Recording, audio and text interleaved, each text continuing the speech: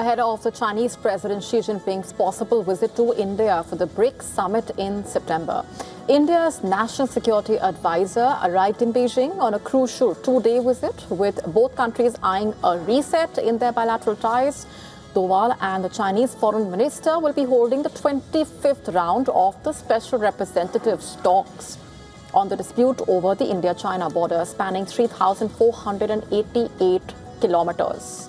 And during that visit, Doval will also call on China's Vice President. At this meeting, the two sides will continue to have in-depth communication on the border issue and jointly safeguard peace and tranquility in the border areas in accordance with the understanding reached by the leaders of the two countries. Also, both sides will exchange views on bilateral relations and international and regional issues. And while relations between New Delhi and Beijing had come under severe strain after the 2020 Galwan Valley clash, both sides have taken steps to stabilize ties. For instance, direct flights between India and China have resumed, and the Kailash Mansarovar Yatra has restarted. The last round of talks between the two sides, in fact, Doval and the Chinese Foreign Minister, took place in New Delhi in August 2025. Back then, they reiterated the importance of maintaining peace and tranquility in the border areas to promote overall development of the bilateral relationship. On that occasion, they also agreed to reopen trade through the 3 designated trading points and facilitate trade and investment flows. Doval's visit also assuming significance as it may lay the groundwork for Xi Jinping's potential visit to New Delhi for the BRICS Summit next month, where he can meet Prime Minister Modi. Now, the two leaders also last met in China's Tianjin in August last year, remember, on the sidelines of the Shanghai Cooperation Organization Summit. Back then, Prime Minister Modi affirmed that ties between the two sides are heading in a positive direction. Prior to that, Prime Minister Modi met Xi Jinping in October 2024 on the sidelines of the BRICS Summit in Russia. It's worth noting here that 7 years have passed since Xi Jinping's last visit to India. These are visuals from October 2019 as the Chinese leader arrived in Chennai for a summit with Prime Minister Modi. He was welcomed by traditional dancers, musicians. The two leaders met in Tamil Nadu, which is known for its historic temples and architecture. Adorning traditional Tamil attire, Prime Minister Modi took Xi Jinping on a tour around UNESCO World Heritage listed monuments in the town as well.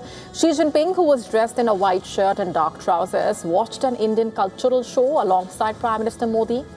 And the next day, the two leaders held talks as part of the summit. Now, friction between the two countries has been brewing over Arunachal Pradesh as well. Earlier in August, remember, India rejected China's criticism of its decision to formally identify 27 places in Arunachal Pradesh on official maps. New Delhi stressed that the state is an inalienable and integral part of India, and nothing can change this indisputable reality. Recently, External Affairs Minister Dr. S. Jaishankar made India's position amply clear. He emphasized that peace and tranquility in the border areas is a prerequisite for good relations between India and China. For decades, India went shopping abroad for the weapons it needed to fight its wars. Now the direction is changing. From BrahMos to Pinaka, Indian weapons are entering the global market, and countries that once sold weapons to India are now facing a new competitor in a way. But behind this export surge lies a bigger question. Can domestic production deliver fast enough for India's own front lines? Our next report getting you the details.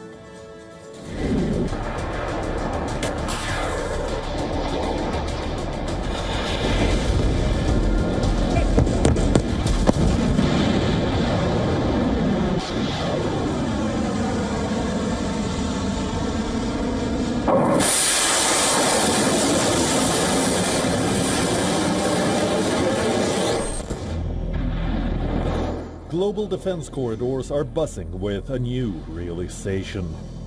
The monopoly of traditional arms superpowers is cracking wide open under the weight of high costs and complex supply chains.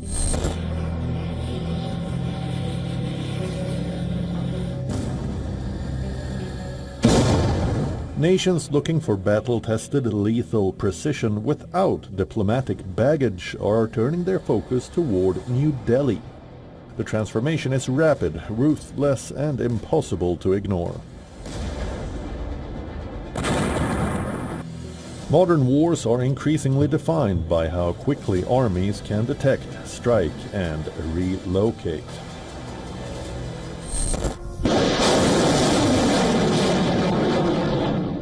The weapon in point is Pinaka, built to deliver rapid strikes against hostile targets and developed completely in India.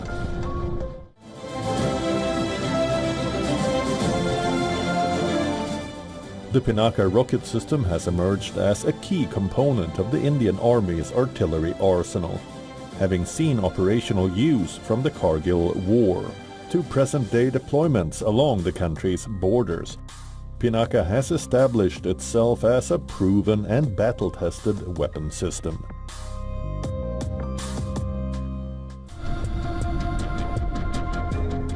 In 2022, Armenia procured Pinaka systems from India in a deal worth $265 million. Armenia is now looking to acquire more Pinaka systems as it remains locked in a conflict with Azerbaijan.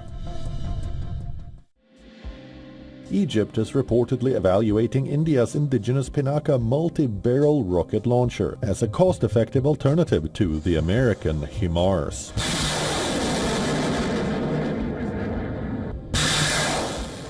And the next phase could be even bigger. Armenia is reportedly negotiating the price for more than 50 Indian-made Pralay tactical missiles. +1, +2, +3 and counting up.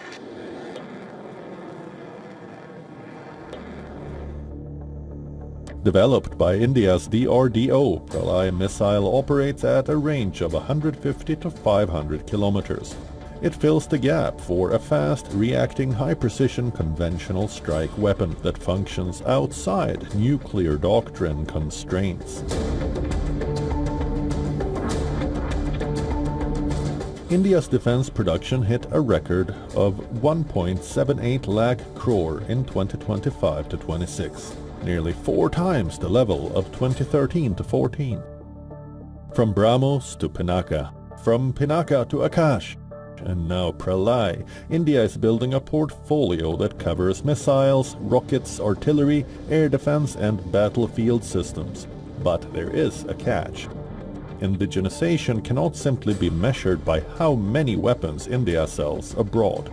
The real test is how quickly the Indian Army, Navy, and Air Force receive what they urgently need. A weapon exported today can earn foreign exchange and strengthen India's defense industry. But a weapon delayed for India's own forces can create an operational gap. That is the balance New Delhi must get right. Bureau Report, WION, World is One.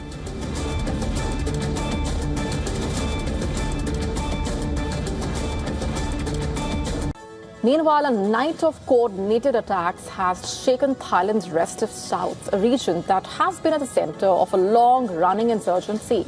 According to the Thai authorities, more than 50 coordinated arson and incendiary attacks were carried out across the region, aimed at creating unrest.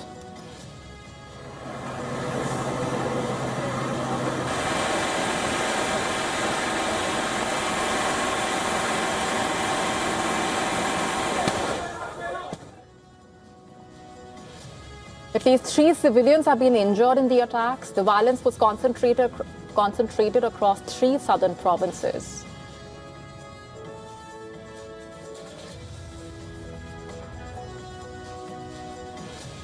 There were many arson, there was destruction of property. The scale of the attacks is quite clear in these images on your screen. Shops, buildings seen on fire, several government buildings targeted. Officials say the violence mainly involved small bombs, arson, and other forms of property damage.